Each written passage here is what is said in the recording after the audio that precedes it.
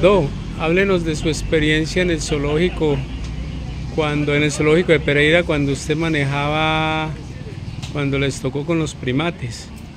Ah, ya, no, pero eso hace muchos años, Juan Carlos, y era el zoológico Matecaña, ¿no? Allá había de primates, pues estaba la chimpancé Susi, que vivió muchos años allá en ese zoológico y llegó a vieja. ¿Cuántos años podía tener Susi? Por ahí 40. Sí. Sí, por esos lados. Y entonces, como Cortés en esos días era el médico de allá, y yo lo asesoraba mucho con las cosas, y yo iba allá al zoológico. Y la chimpancé era muy dócil, y como estaba enferma, pues tomar razón, entonces la sacamos y la acostamos en una mesa y le pusimos suero intravenoso. Yo se lo coloqué acá.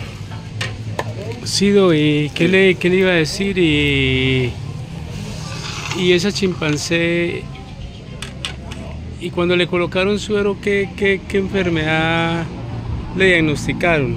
No hubo un diagnóstico preciso, porque lo que estábamos viendo era que se observaba deshidratación, probablemente alta temperatura, fiebre, pues, ¿no? Y falta de alimentación, porque ya no estaba comiendo bien. Entonces ya decidimos que había que hidratar, porque en esos días nadie hacía eso allá. ¿Y esa chimpancé estaba sola en el zoológico o estaba con algunos otros? Con algunos otros individual. En el simios, ¿no? Matecaña todo era jaulas y de pronto espacios grandecitos. Sí, pero ella tenía otros congéneres, o sea, había otro, estaba sola. No había más chimpancé allá. Y cuenten, ¿esa chimpancé se escapó en alguna época del zoológico de Matecaña, fue? Sí, eso podía ser por ahí 30, 35 años. ¿Y qué medidas tomaron para devolverla otra vez al zoológico? O sea, no hicieron lo que hicieron con esta pareja de chimpancés ahora último, que inclusive ya uno de los que trabajaban en el zoológico dijo de los cuidadores dijo y confesó de que le habían dado la orden de abrir, confesaron de abrir todas las puertas, que creo que eran como 7 puertas, 7 accesos que no tenían forma ellas de abrirlas, pero le dieron la orden de abrirlas y lo confesó. Probablemente puede ser que eso sucedió, ¿no? Fue lo que se dijo en esos días cuando hubo las audiencias de los cuidadores allá. Eso se dijo, pero y esa parte acá no se ha vuelto a comentar nada, que yo me haya enterado, no. Y cuando se escapó la chimpancé Susi, ¿cómo la...? Bueno. Ella estuvo caminando, deambulando por el aeropuerto, ¿cierto? Esos días era que esa chimpancé estuvo hasta en la pista. En la pista del aeropuerto Matecaña.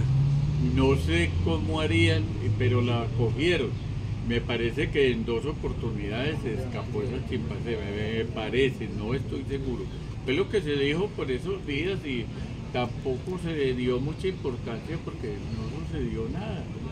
Es que es muy triste, por ejemplo, un zoológico como estos, que no tenga un protocolo de emergencia preparado para atender este tipo de situaciones, pero en este caso fue algo provocado, más no ellos escaparon, porque se cree, pero lo dijo el cuidador en las audiencias, de que le dieron la orden de abrir esas 7 puertas. Sí, exacto. Y porque, por ejemplo, en el zoológico de Buenos Aires escapó en 2 ocasiones una chimpancé también, y lo que se hizo fue con un telecisto. Se le aplicó inclusive ketamina, una de ellas se alcanzó a subir a los árboles y se le aplicó ketamina y y se bajó. Ya se tenía conocimiento de cuánto inclusive pesaban ellos y se bajó. Y otra que también se escapó y estuvo deambulando cerca al Zoo de Buenos Aires, también fue capturado mediante dardos o telecistos y sistemas pues que deben de tener los zoológicos en donde existan animales de estos, ¿no?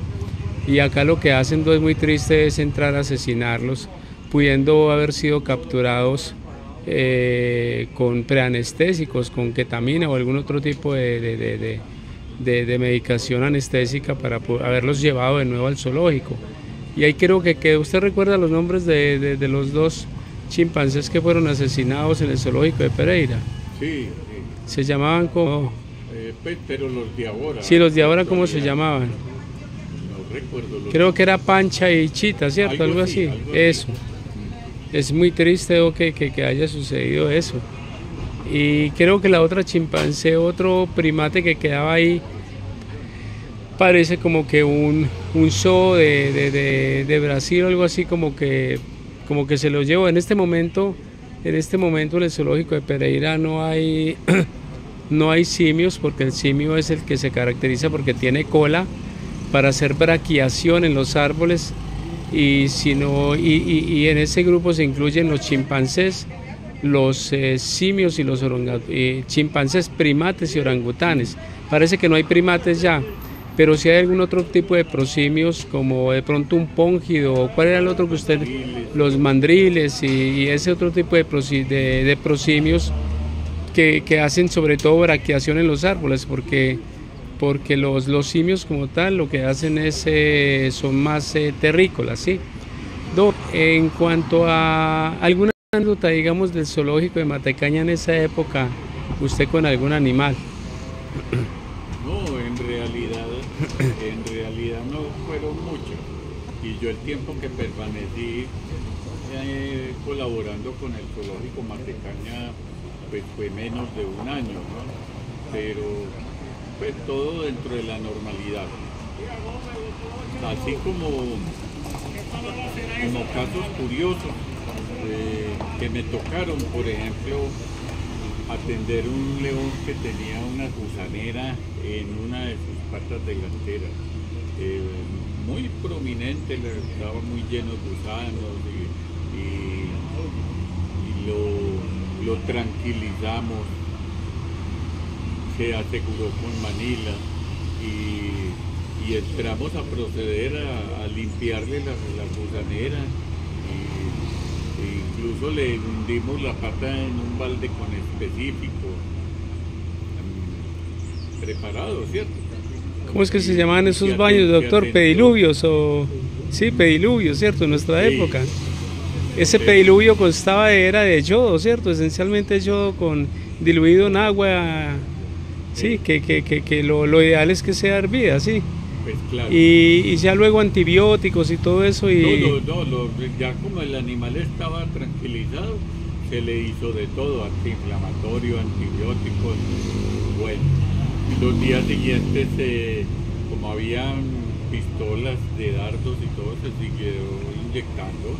Sí. Ahí se mejoró el león, claro. No, usted conoció a Marta Lucía Tres Palacios, la médico veterinaria, inclusive yo hice pasantía con ella, la médico veterinaria de Bogotá que mató el ligre. ¿Usted recuerda esa historia del ligre? ¿Recuerda qué fue lo que pasó en el zoológico de Matecaña? No.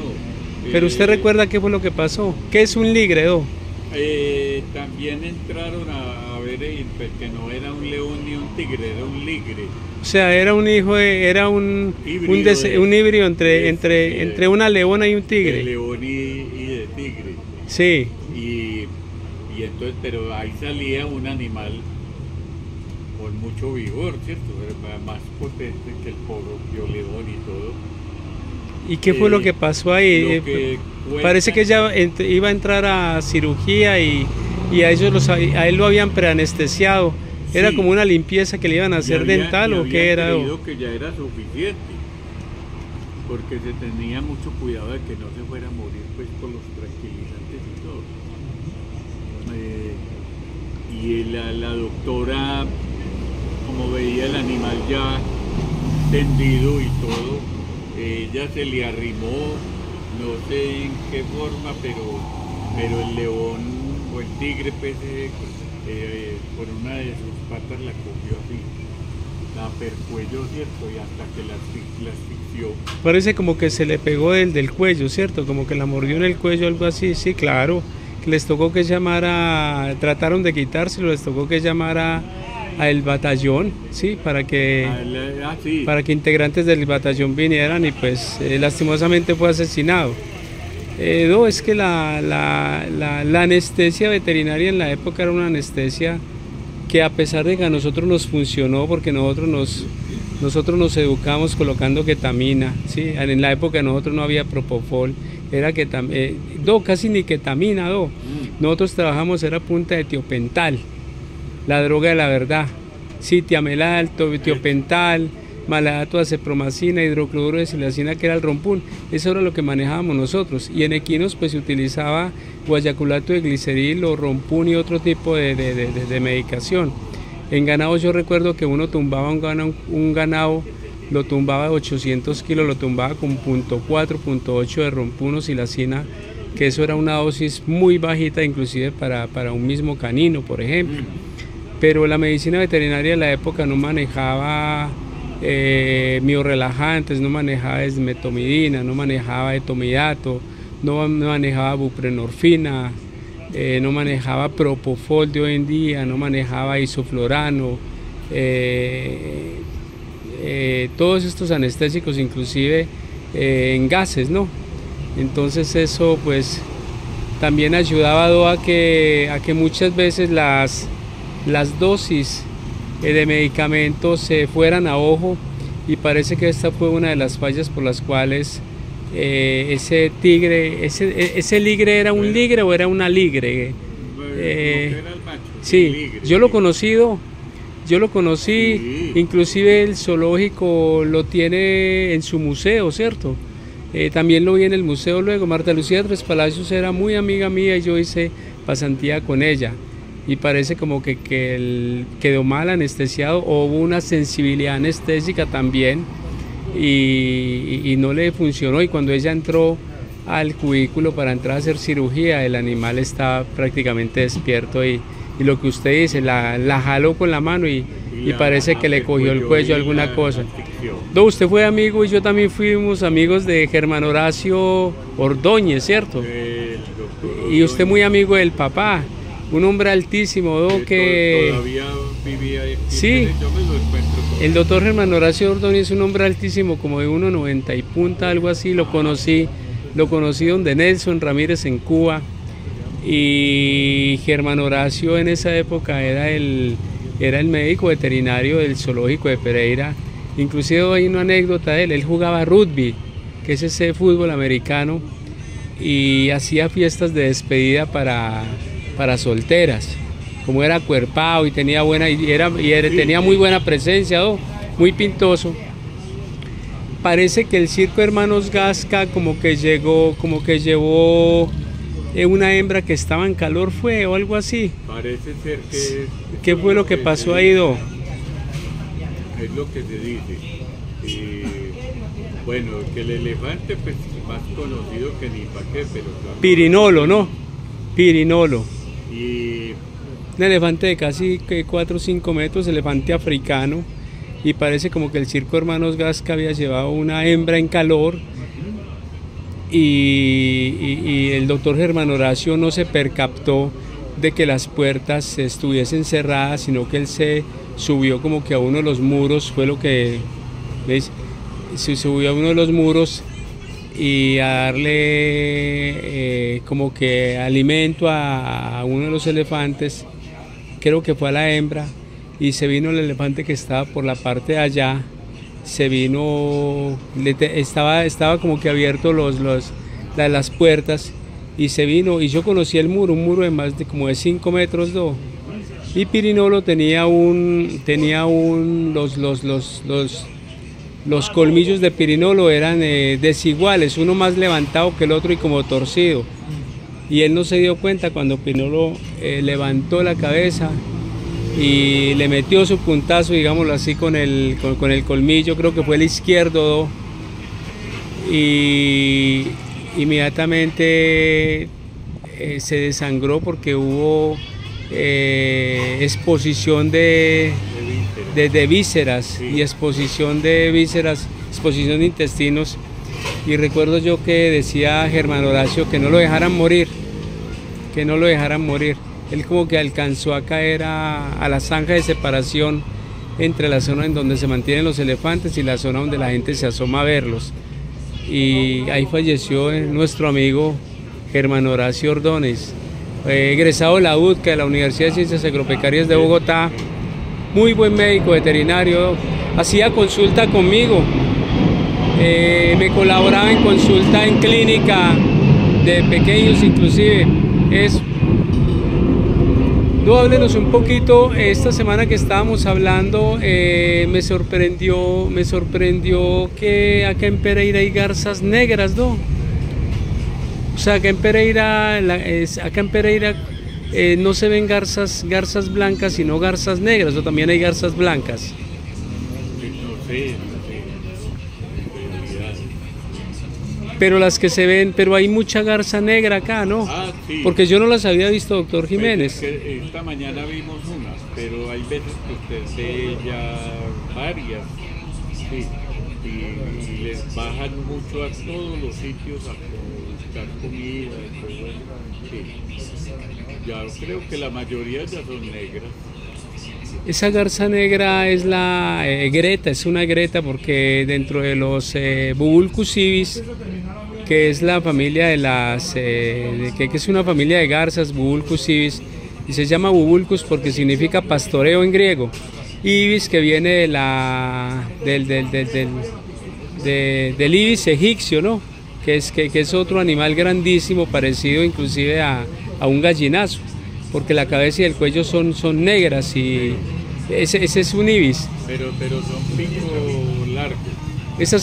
Lo que pasa es que las garzas son cazadoras, y ellas cazan en manantiales, en marismas, en manglares, en los ríos, en los lagos, pero realmente, y hay dos familias grandes de garzas que se llaman las egretas y se llaman las ardeas. En las egretas está la garcilla, hay una garcilla que es negra, una garcilla, y hay también blancas, y hay una ardea que es la ardea blanca. Pero realmente la Bubulcus ibis, que dicen los gobiernos que es la que está acá en Colombia, doctor, esa garza es una garza de un color ocre, un color anaranjado por encima del cuello y de la cabeza, las plumas son anaranjadas, y realmente no es la garza que se ve acá se ve es una ardea blanca, una garza blanca. Pero me llamó la atención que usted me diga que acá en Pereira, en Risaralda, se ven garzas negras. Esa garza negra es una egreta ardesiaca. O sea, ni es egreta ni es ardea, egreta ardesiaca. Todas las garzas son biomarcadoras o indicadoras de vida, y son indicadoras de que hay vida en los sistemas acuáticos. Inclusive en muchos países del mundo son protegidas cuando hay problemas a nivel de manglares, marismas, estuarios, ríos, lagos, lagunas, son protegidas. ¿Y por qué? Porque estos animales son indicadores de vida de estos sistemas. Y cuando una garza se posa en un barrio, por ejemplo, en una zona boscosa, y luego dicen de que es que ese árbol estaba enfermo, eso es falso, ¿no? Porque no hay primero estudios con experticia de una universidad o de un organismo que es serio, en donde indique que los estudios fitopatológicos de ese árbol indican una patología, por ejemplo, que el árbol pues se va inclusive a caer solo y todo eso, ¿no? Las garzas, donde una garza se posa, está indicando de que hay una buena calidad del medio ambiente, una buena calidad de los bosques, y esos arbustos, esa zona ecológica, ese nicho, ese biotopo, ese cotono, tienen vida, doctor. ¿Y qué hacen los gobiernos? La solución de todos los gobiernos es hacer lo mismo para obtener lo mismo. ¿Qué es hacer lo mismo? Acabar con los ecosistemas arbóreos cada 8 días en donde las garzas están, en donde las colonias de garzas descansan o pernoctan en la noche y acaban con esos ecosistemas. Y la solución, doctor Jiménez, es ir a tumbar ese bosque. Entonces cada 8 días, como pasa en Manizales, estamos haciendo que las zonas boscosas o arbóreas que se encuentran en los barrios estén siendo acabadas por operarios que lo único que saben es bolear sierra y acaban los árboles desde la base, ¿no? Y luego dicen de que es un árbol que estaba enfermo. Las garzas, como son bioindicadoras o biomarcadoras de vida, esas colonias de garzas no se ubican en árboles enfermos, por lo tanto esa sombrilla ecológica, al destruir ese ecotono, ese nicho ecológico, esa sombrilla ecológica hace que la tierra entre en hipertensión, porque los sistemas de xilema y floema de arbóreos ya no funcionan, porque el agua que cae a esa tierra no tiene hacia dónde subir. Entonces esa tierra comienza a entrar en hipertensión y llega un momento en que esa ladera se va bajo una causa de daño de las laderas y de derrumbes o aludes que afectan a esa comunidad, sino que los gobiernos no invierten en conocimiento de medio ambiente ni nada, ¿no? Entonces es una tristeza. Por eso, doctor, sería bueno que se hicieran corredores arbóreos, corredores de protección en donde las garzas se ubiquen, hacer un cercamiento de la zona y que eso se vuelva un sitio subturístico para que la gente vaya a ver esa hermosura de esos animales en las noches, y esos operarios que se están dedicando para destruir esa zona boscosa cada 8 días en diferentes tipos de la ciudad, que conlleva muchos problemas, entonces los operarios los dediquen más bien a hacer limpieza, desinfección, lavado de la zona y una purificación del medio ambiente, que es de lo que se queja, digamos, la gente.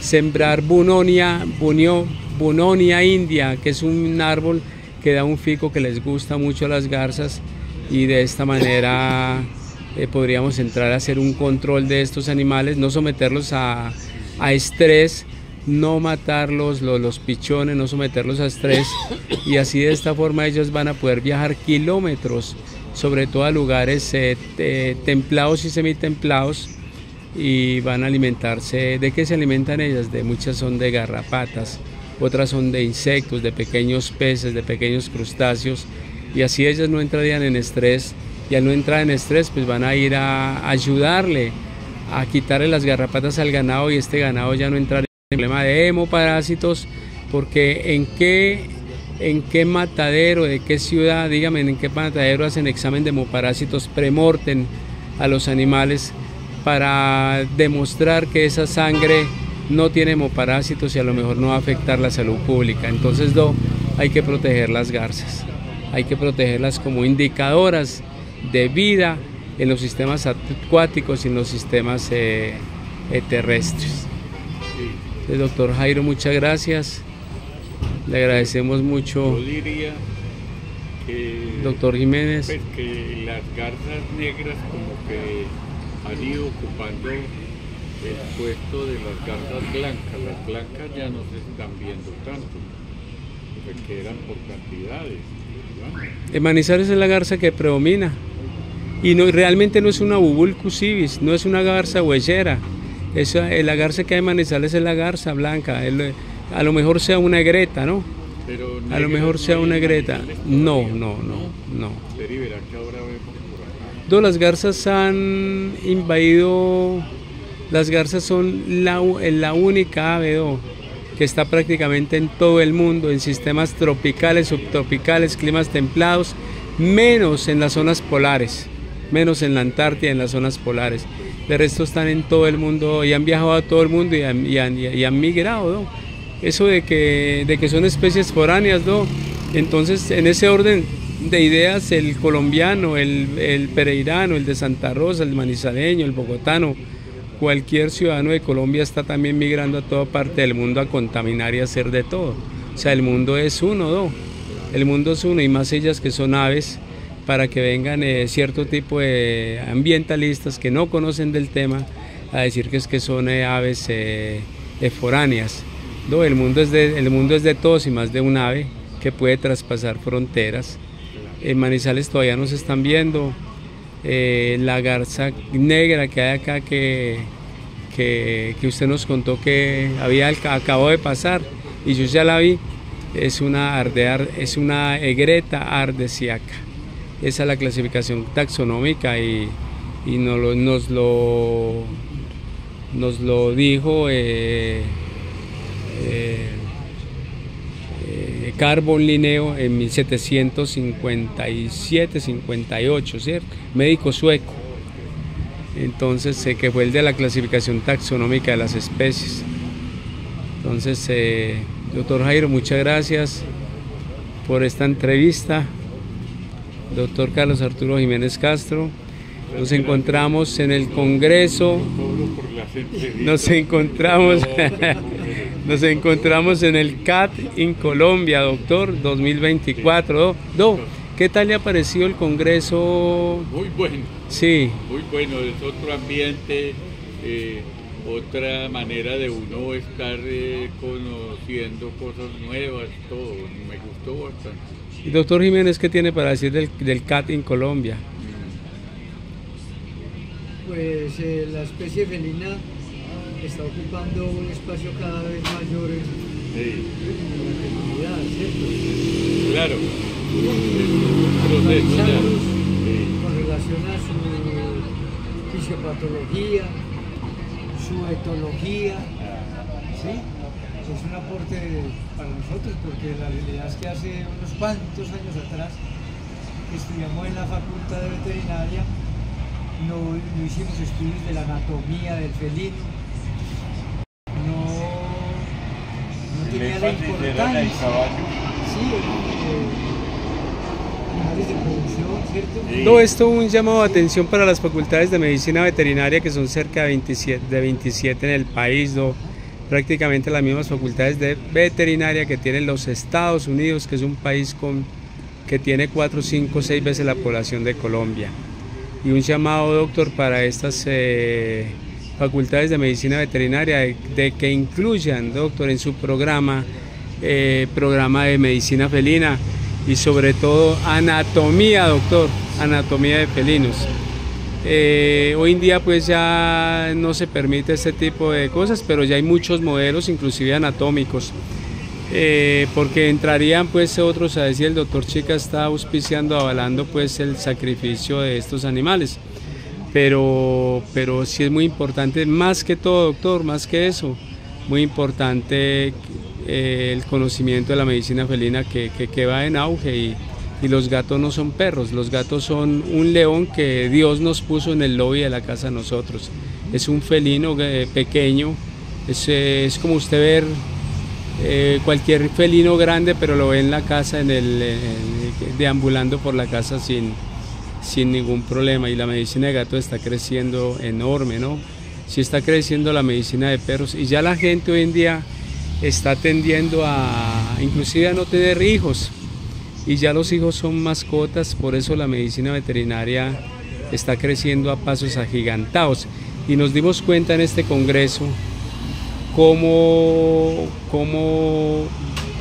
están los avances científicos en medicina de felinos, en el pasado medicina de caninos.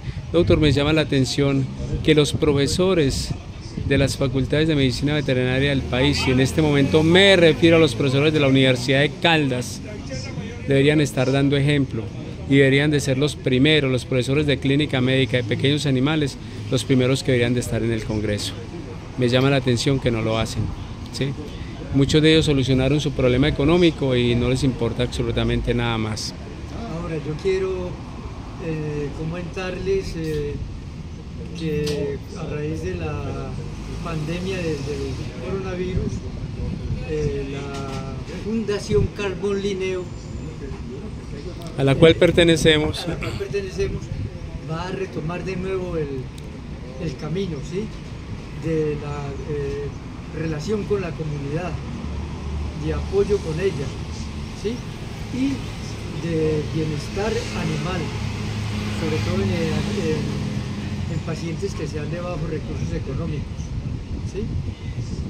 Ahora, ya últimamente se ha aprobado internacionalmente la unidad entre la medicina veterinaria y la medicina humana. No, y no Somos solamente una sola medicina. One Health, y One no Health. solamente eso, sino es la fusión de la medicina veterinaria, la medicina humana y el medio ambiente, doctor. Correcto. Y el medio ambiente, porque son esos tres aspectos que hay que tener en cuenta. Lo decía Bárbara Natterson, Sí. cardióloga de la Universidad de California. La llamaron a ver un chimpancé en el Zoo de California de Los Ángeles, y Bárbara Natterson fue y vio y quedó maravillada de cómo los médicos veterinarios saben cosas que los médicos humanos no saben. Y ella creó un canal, se llama Zoobiquity, con Y lo último, y con Q, con Z, Zoobiquity. Y cómo ella queda maravillada de cómo los médicos humanos y cómo los médicos veterinarios en interacción con el medio ambiente podemos aprender unos de otros. Y ella sigue viendo como cardióloga ecografista, cómo sigue viendo ella los pacientes en el zoo de la ciudad de Los Ángeles. Entonces ella, cómo el médico veterinario maneja también el estrés por parto, cómo el médico humano puede aprender de él, cómo nosotros podemos aprender de procedimientos, de tratamientos y de muchas cosas que los hay en medicina humana, ¿sí? Un médico, inclusive le decía a mi mamá en la consulta, le preguntaba por mí, ella le comentaba pues sobre mis cosas y le decía, los médicos veterinarios, eso fue esta semana, los médicos veterinarios es una profesión en donde la gente no la valora y pueden saber más que nosotros los médicos humanos. Y no demeritando ninguna de las dos profesiones, doctor, un médico veterinario que solamente se dedica a una sola especie, sí se le puede decir médico. El médico humano se dedica a una sola especie y son excelentes y todo eso, y a la medicina humana le debemos nuestra salud. Pero pues el médico veterinario, doctor, un médico veterinario íntegro, estudiado, sí puede tener mucho mayor conocimiento, un conocimiento por lo menos mucho más amplio, porque cada especie de la naturaleza es una medicina diferente.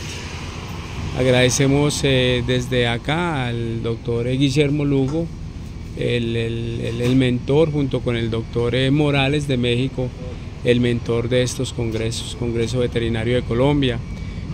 No es desconocido para muchos que soy el fundador de la Sociedad Colombiana de Emergencias y Cuidados Críticos Veterinarios, COES, de la cual soy el fundador, y pues llevamos ya unos seminarios internacionales sobre cuidado crítico.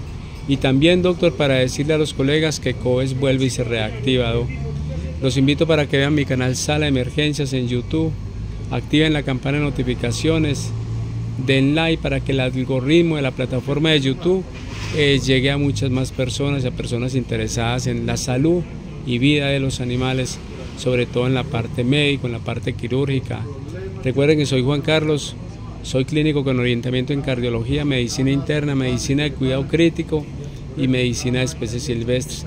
Agradecemos enormemente al Congreso, al CAT in Colombia 2024 por la invitación, y esperamos poder estar muchos años, que Dios nos preste la vida para estar muchos años y la salud y poder seguir asistiendo a este tipo de actividades. Entonces, de nuevo una invitación para que vean en YouTube el canal Sala de Emergencias. Como es difícil entrar, colocan Sala de Emergencias en YouTube, al momento que aparezcan los videos le dan clic a los tres punticos de arriba de mano derecha, ahí buscan filtros y canal, y ahí ven a mi perrita Lolita, una terrier alemana, Jack Terrier, negrita. Ahí la ven y ahí va en mi canal, que es un canal con más de 1000 vídeos sobre cuidado crítico, sobre medicina interna y sobre cardiología. Desde acá un saludo para la doctora Nora Alejandrina Salinas en México. Hoy tuvimos la oportunidad de conocer al doctor Alejandro Cifuentes, oncólogo. Alejandro Cervantes. Alejandro Cervantes, oncólogo mexicano, egresado de la Universidad Autónoma de México, quien nos facilitó sus datos, su teléfono, y está presto para colaborarnos en lo que necesitemos. Agradecimiento a INVET, Laboratorio INVE, que a través del doctor José Fernando de los Ríos y la doctora Anaín me hicieron un reconocimiento por el manejo del paciente renal y pues me dieron un modelo de riñón que va a servir para orientar a la gente y poderles decir qué es lo que tiene la mascota, qué tipo de enfermedad renal tiene y cómo tratarla. Un saludo para el doctor Raúl y la doctora Francesca, quienes no pudieron asistir pues el día de hoy. Agradecimientos a Royal Canin por habernos dado el libro sobre nutrición canina y felina. A Hills, perdón, Royal Canin no, a Hills, sí. A Hills, perdón. De todas maneras también pues saludos para Royal Canin, buen laboratorio para todos, pero sí, el libro de medicina felina, doctor, nos lo dio fue Hills. Ese es Sanses Daye, ¿no? Sanses Daye. Y a todos los participantes del congreso, muchas gracias. A usted, doctor Jairo, un hombre que lo reconocimos en COES como ser un médico veterinario con más de 500.000 de cirugías, doctor. Muchas gracias por haber aportado sus conocimientos a tantos animales que no solamente en la parte quirúrgica sino médica tuvieron la oportunidad de estar en sus manos. A usted, doctor Carlos Arturo Jiménez, por ser uno de los pioneros en presión arterial en el mundo, doctor, muchas gracias. Por ser coautor del libro Enfermedades Cardiovasculares de Carlos Mucha, argentino, y por también haber colaborado con la producción de 2 libros en presión arterial de caninos y felinos. Para todos ustedes muchas gracias. Nos despedimos desde Zoovida Medicina Veterinaria, en nombre de Zoovida Medicina Veterinaria, de COES, la Sociedad Colombiana de Emergencias y Cuidados Críticos Veterinarios, desde la ciudad de Pereira, en Expo Futuro, en donde estamos en el Congreso, finalizando ya la última recta del Congreso CAT en Colombia. Agradecemos a todos los laboratorios participantes, a todos que con su esfuerzo estuvieron con nosotros para colaborarnos, para traernos conferenciantes y para darnos sus aportes y su conocimiento y algunos detalles que sirven para nosotros y para nuestras mascotas. A todos un feliz día, que Dios los bendiga y que Dios me bendiga. Hasta pronto, gracias.